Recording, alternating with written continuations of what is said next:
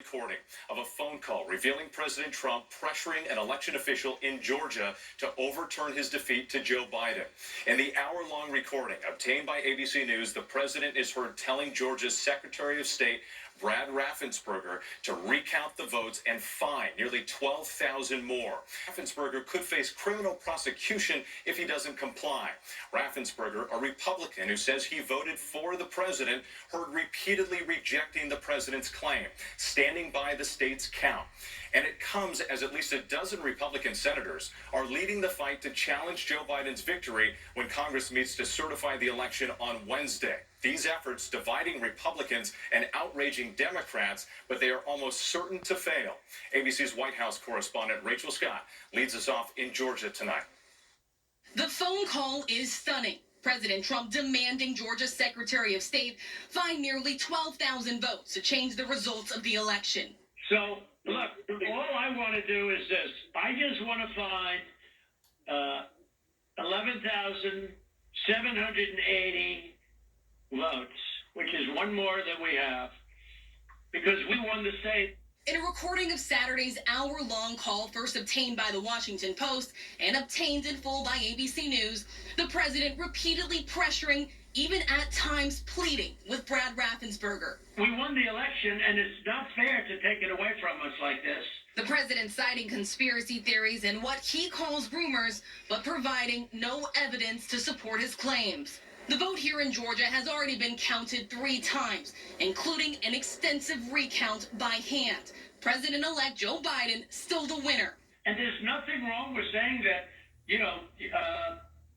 that you've recalculated. Well, Mr. President, the challenge that you have is the data you have is wrong. The president suggesting Raffensperger is a disloyal Republican. You should want to have an accurate election. And you're a Republican.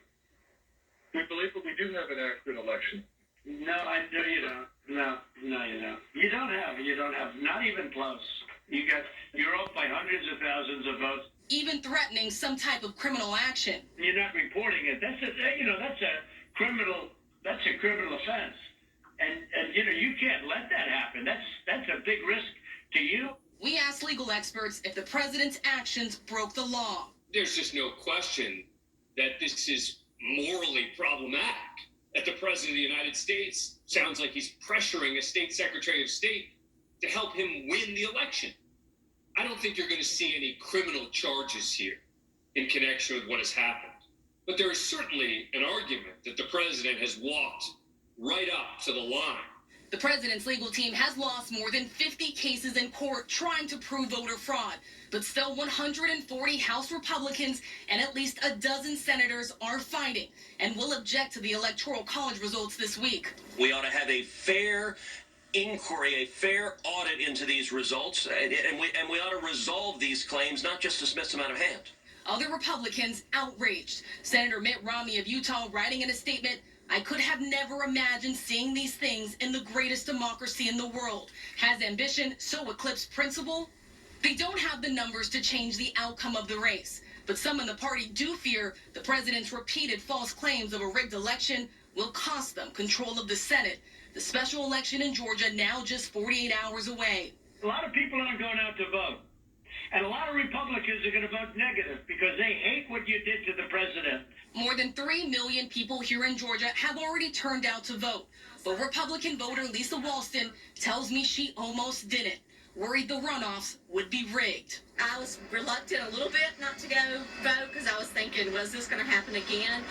And that's been a big concern for a lot of Republicans. So let's get right to Rachel Scott near Savannah, Georgia, where Vice President-elect Kamala Harris is campaigning for the Democrats in the runoff elections there. She just finished speaking.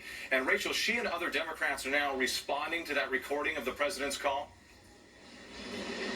With just moments ago, Democratic candidate Jon Ossoff and Vice President-elect Kamala Harris blasted the president's words. Harris tonight saying that it was a voice of desperation, calling it an abuse of power. Democrats say this is nothing short of disgraceful. And tonight, Senator Dick Durbin is calling for a criminal investigation into the president's actions. It will be another busy week in Washington. Rachel, thank you.